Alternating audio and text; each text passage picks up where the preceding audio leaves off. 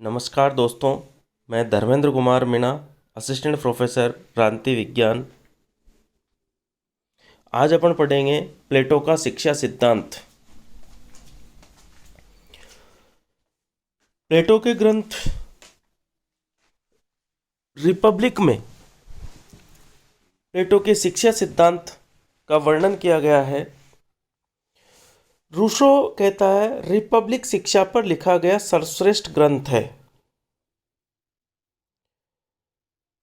प्लेटो के अनुसार शिक्षा मानसिक रोग का मानसिक उपचार है। शिक्षा का प्रमुख कार्य अभिभावक वर्ग में सद्गुणों का विकास करना है। प्लेटो के समय में एथेंस में दो प्रकार की शिक्षा प्रणाली प्रचलित थी। या प्लेटो के समय में दो प्रकार की शिक्षा प्रणाली थी, एक एथेंस की और एक स्पार्टा की। एथेंस में शिक्षा प्रत्येक परिवार का निजी कार्य था। सैद्धांतिक शिक्षा पर एथेंस में जोर दिया जाता था और स्पार्टा में सैनिक शिक्षा पर जोर दिया जाता था। और सैनिक शिक्षा जो स्पार्टा में दी जाती थी वो सारी राज्य के नियंत्रण में दी जाती थी। प्लेटो ने अपनी शिक्षा योजना में एथेंस और स्पार्टा दोनों की शिक्षा पद्धतियों का या दोनों की शिक्षा का समावेश किया और अपनी शिक्षा योजना प्रस्तुत की। प्लेटो की शिक्षा योजना 7 वर्ष से 50 वर्ष की उम्र तक चलती है। प्लेटो अपनी शिक्षा योजना को दो भागों में बांटता है, सैद्धांतिक शिक्षा व व्यवहारिक शिक्षा। 7 से 35 वर्ष की आयु को वो सैद्धांतिक शिक्षा के अंतर्गत मानता है और 35 से 50 वर्ष की जो शिक्षा है वो व्यवहारिक शिक्षा है।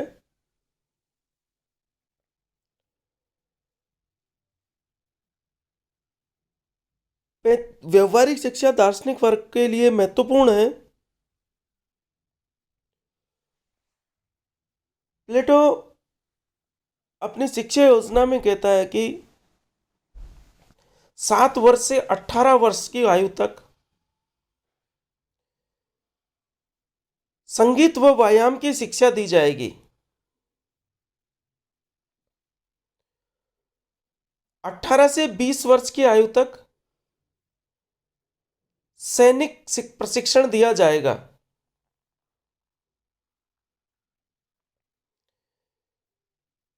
20 वर्ष तक की आयु की जो शिक्षा है, जो संगीत व्यायाम की और जो सैनिक शिक्षा है, सैनिक प्रशिक्षण है 2 साल का,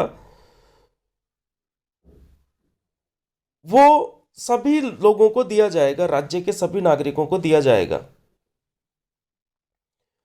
और इस शिक्षा का उद्देश्य देश के लिए श्रेष्ठ नागरिक बनाना है।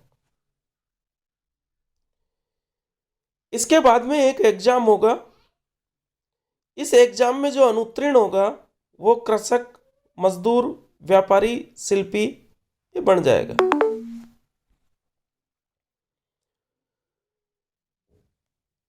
बीस से 30 वर्ष तक रेखा गणित, ज्योतिष शास्त्र, संगीत इनकी शिक्षा दी जाएगी।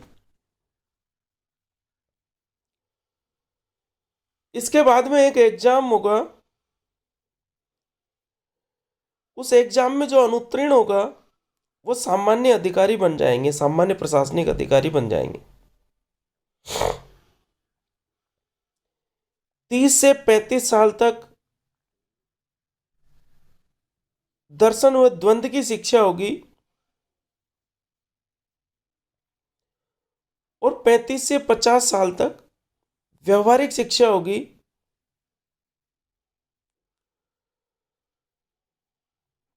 जो सीखा है अब तक, जो शिक्षा प्राप्त की है 35 साल की आयु तक, उसको व्यवहारिक रूप में अपनाया जाएगा 35 से 50 वर्ष के अवधि के दौरान। और जो व्यवहारिक शिक्षा 35 से 50 साल की आयु के में दी जाएगी वो केवल दार्शनिक वर्ग के लिए होगी। समाज में जो 3 वर्ग बताता है प्लेटो, उत्पादक वर्ग, सैनिक वर्ग और दार्शनिक वर्ग, तो जो व्यवहारिक शिक्षा 35 से 50 साल की है वो सिर्फ दार्शनिक वर्ग के लिए होगी, शेष उत्पादक और सैनिक वर्ग के लिए नहीं होगी। प्लेटो की शिक्षा पद्धति की प्रमुख विशेषताएं अपन देखें तो प्लेटो स्त्री पुरुष दोनों के लिए समान शिक्षा की बात करता है। उस समय में भी प्लेटो ने महिलाओं के साथ किसी प्रकार का कोई भेदभाव नहीं करने की वकालत की।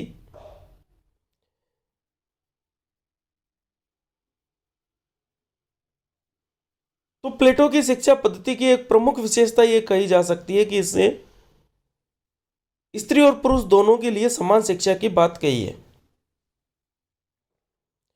राज्य द्वारा नियंत्रित शिक्षा, प्लेटो की शिक्षा राज्य के नियंत्रण में दी जाएगी, जो सभी व्यक्तियों को, समाज के सभी वर्गों के लिए, सभी वर्ग का मतलब है आय से कि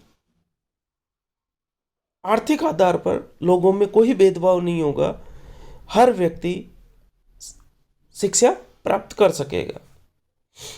सैद्धांतिक व व्यवहारिक शिक्षा दोनों पर बल दिया गया है प्लेटो ने।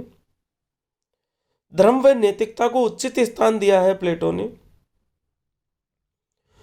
प्लेटो की जो शिक्षा योजना है 7 वर्ष से लेकर 50 वर्ष तक, वे व्यक्ति के व्यक्तित्व के सर्वांगीण विकास पर इसमें फोकस किया गया है और इससे व्यक्ति के व्यक्तित्व का सर्वांगीण विकास हो सकता है।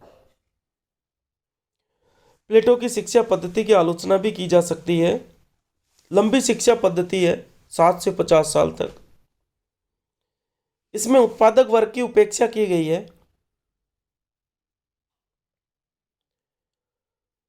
अत्यधिक खर्चीली व अव्यवहारिक है। संगीत व व्यायाम पर विशेष बल दिया गया है। यह प्लेटो की शिक्षा पद्धति की आलोचना की जा सकती है, परंतु इसके बावजूद भी प्लेटो की शिक्षा पद्धति का महत्व है।